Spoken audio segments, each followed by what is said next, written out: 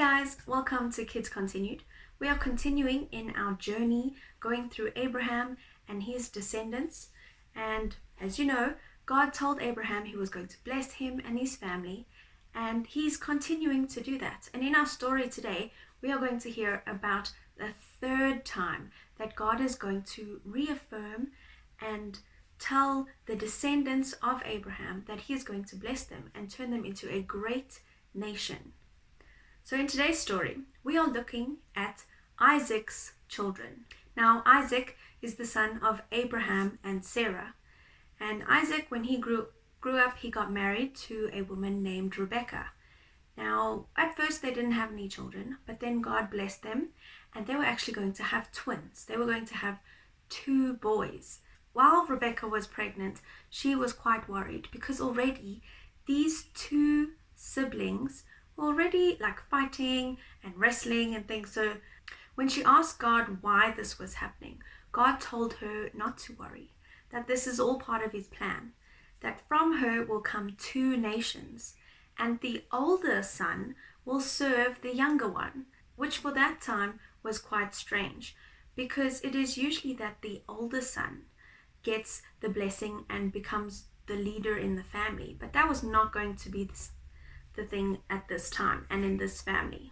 Now, when the babies were born, the first one to come out, so the oldest, was named Esau, and he had a bit of a pink or red complexion, and he was quite a hairy guy.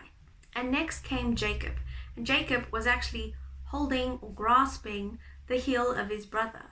Now, a couple years later, God came to Isaac, and he actually reaffirmed now for the second time. So God came to Abraham, and then he came to Isaac to tell him and remind him about the covenant, the promise that he had made to bless this family and to bring nations and many people from it. God told Isaac, I will bless you, and you will receive these lands where you live. I will also make your descendants as numerous as the stars in the sky. And he also told him that this was happening because of his father, because of Abraham, because Abraham obeyed God and listened to what he said. Now, many years later, Jacob and Esau, who were Isaac and Rebekah's children, they had an argument. I feel like they must have argued or fought about things quite often, because God said this is what was going to happen. There were going to be 2 separate nations that were going to come from this family.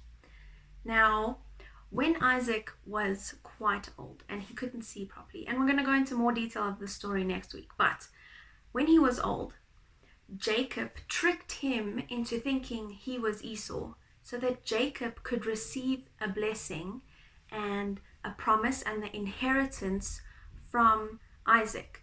Now, this is where that part comes in where God said that the oldest will serve the youngest.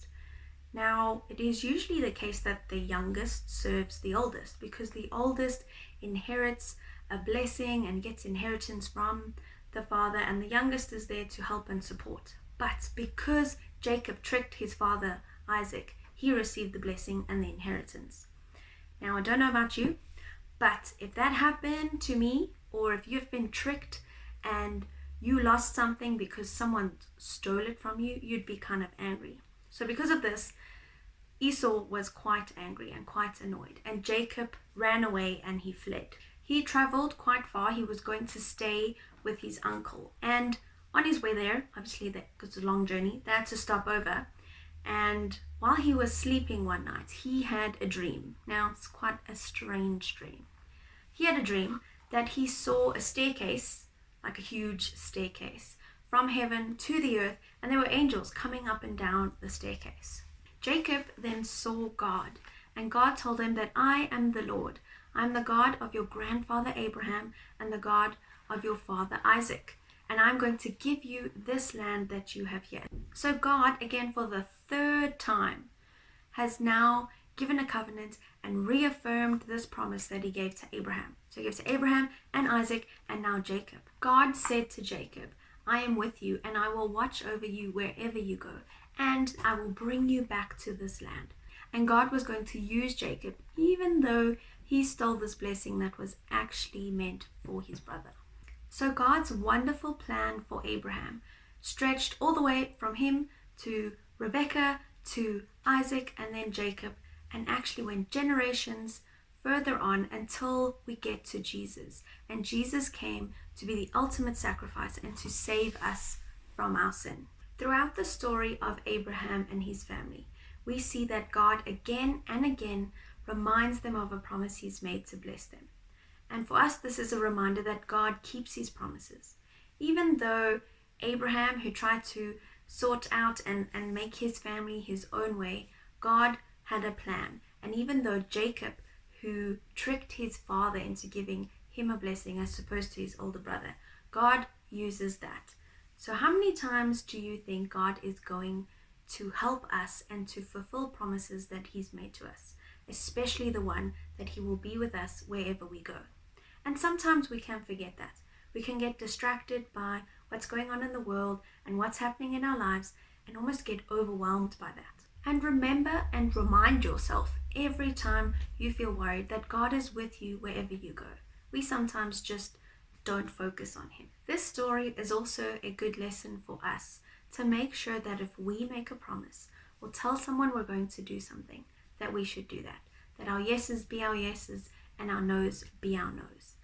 So maybe have a look and see that there are some ways that you need to watch what you are saying and make sure you are keeping your promises.